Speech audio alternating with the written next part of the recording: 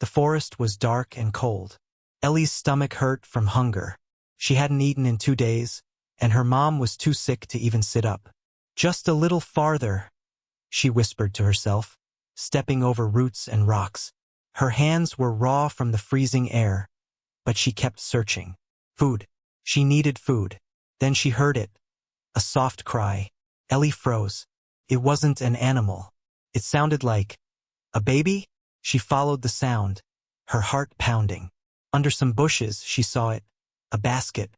Inside were 3 tiny babies, their faces red from crying.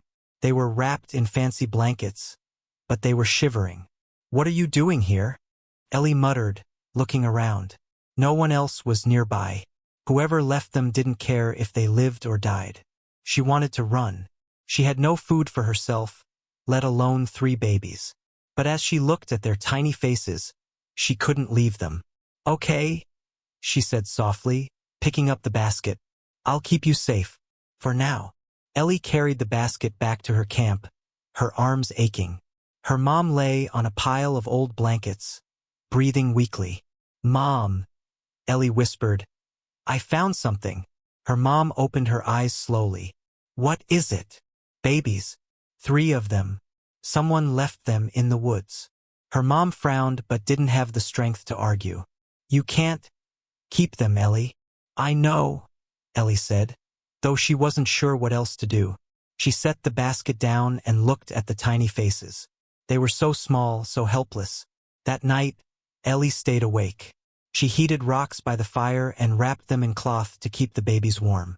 She gave them watered-down goat milk from a bottle she made out of bark and a scrap of fabric.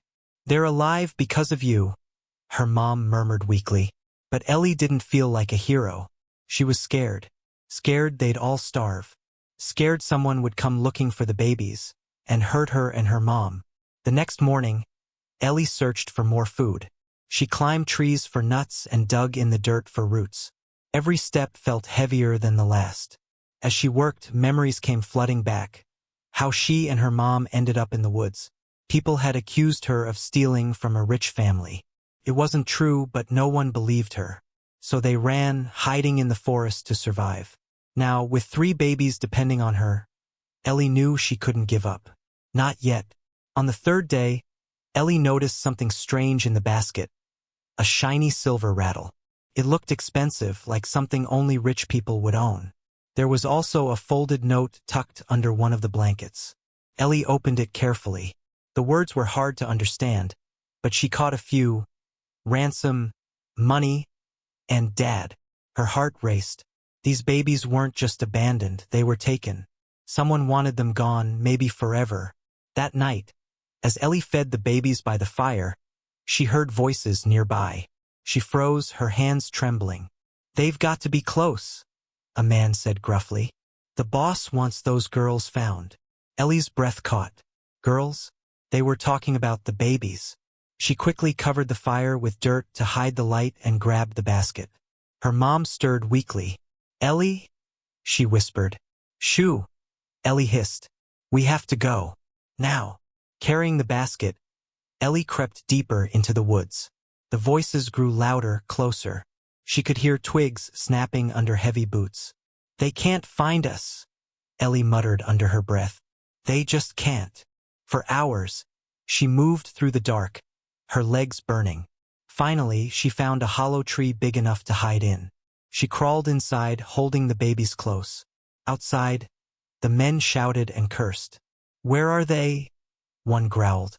Ellie bit her lip to keep from crying. Whoever these men worked for, they weren't here to help the babies or her. As dawn broke, the voices faded. But Ellie knew this wasn't over. Not even close.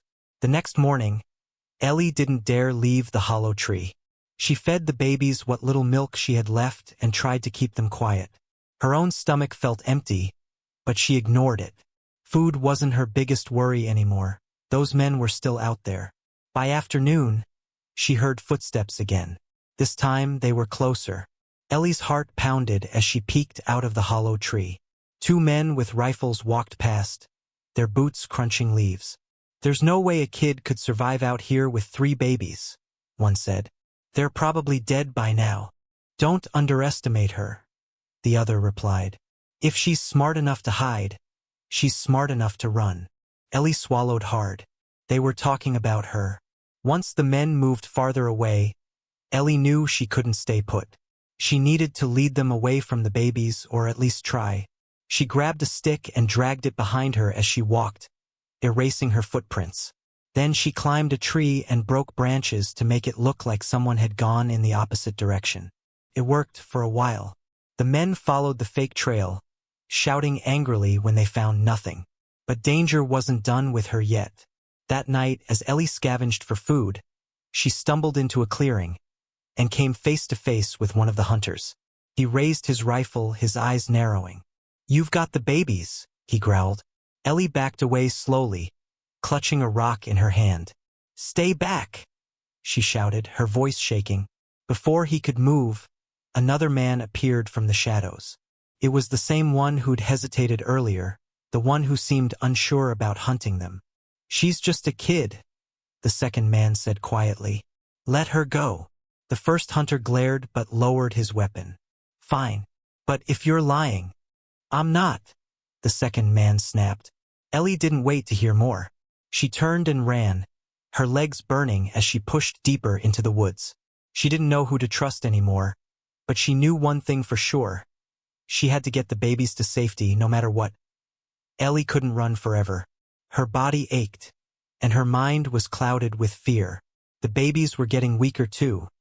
She could hear it in their faint cries. She needed help, but who could she trust? As dawn broke on the 5th day, Ellie heard voices again. But this time, they weren't angry shouts. They sounded calm, almost gentle. "Over here," someone called. "I think I see something."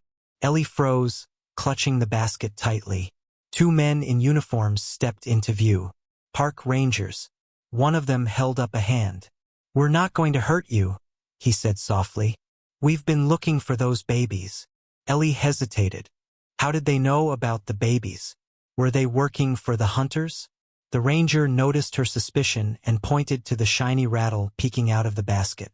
"That belongs to Mr. Callahan's daughters. He's been searching everywhere for them." Mr. Callahan. The name clicked in Ellie's mind. It matched the note she'd found. These men weren't lying. Relief washed over her, but it didn't last long. Behind her, she heard footsteps. The hunters had caught up. "Hand over the babies," one of them growled, stepping into the clearing. "No!" Ellie shouted, stepping in front of the basket. The rangers moved quickly, pulling out radios and calling for backup. The hunters cursed and backed off, disappearing into the trees before more help arrived. Ellie collapsed to her knees, exhausted. The rangers took the babies gently, wrapping them in warm blankets. "You saved their lives," one ranger said, looking at Ellie with admiration. "But we need to get you and your mom help too." When they reached Ellie's camp, her mom was barely conscious. The rangers carried her onto a stretcher and promised to take her to a hospital. Later, Ellie learned the truth.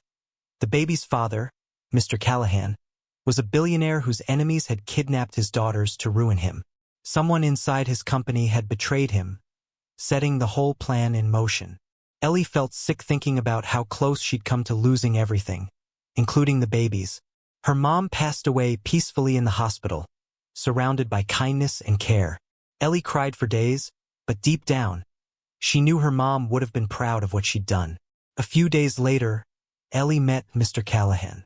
He was tall and looked important, but his eyes were kind. When he saw the babies, his daughters, he broke down in tears, hugging them tightly. "I can't thank you enough," he said to Ellie, his voice shaking. "You saved my family." Ellie didn't know what to say. She just nodded, her cheeks red. Mr. Callahan didn't stop there. He paid for Ellie's mom to have a proper funeral and made sure everyone knew how brave Ellie had been. Then he turned to Ellie.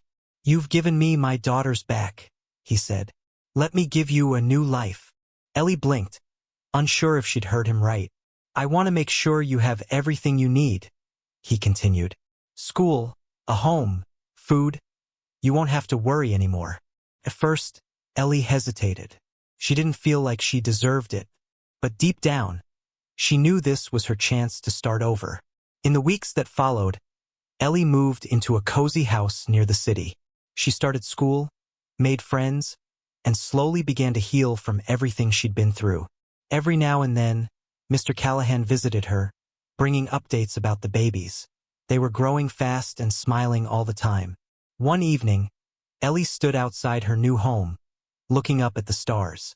For the first time in years, she felt safe. She didn't know what the future held, but one thing was certain. Her bravery had changed lives, including her own. And no matter what happened next, she'd always remember the 3 tiny babies who taught her that even in the darkest times, hope could shine through. Ellie's story is one of courage, sacrifice, and resilience.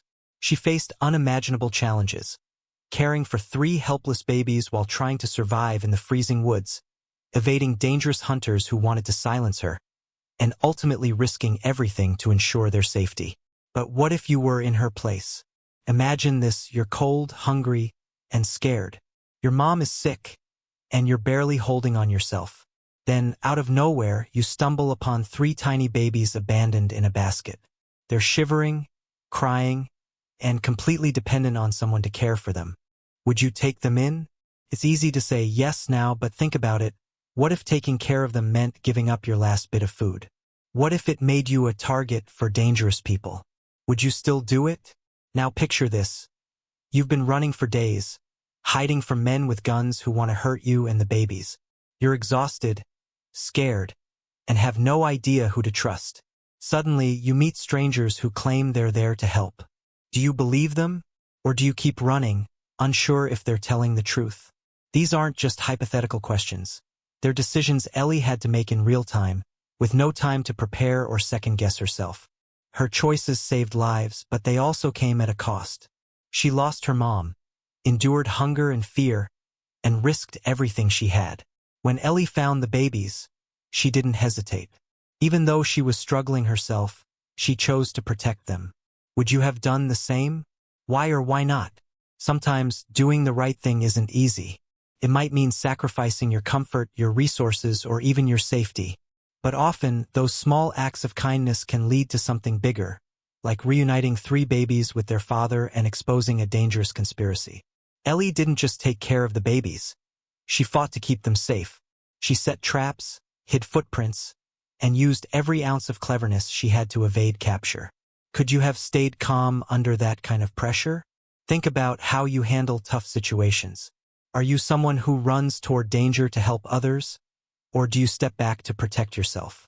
There's no right answer. It's all about understanding your own strengths and limits. One of the hardest parts of Ellie's journey was deciding whom to trust. When the park rangers found her, she had to weigh whether they were truly there to help or if they were working with the hunters. Have you ever been in a situation where you had to trust someone you didn't know? How did you decide? In life, trust is a gamble, but sometimes it's the only way forward. Ellie gave up so much during her journey: her energy, her peace of mind, and ultimately, her mom. Losing someone you love is never easy, but Ellie found strength in knowing her mom would be proud of what she'd done. Have you ever had to make a sacrifice for someone else? Did it feel worth it in the end?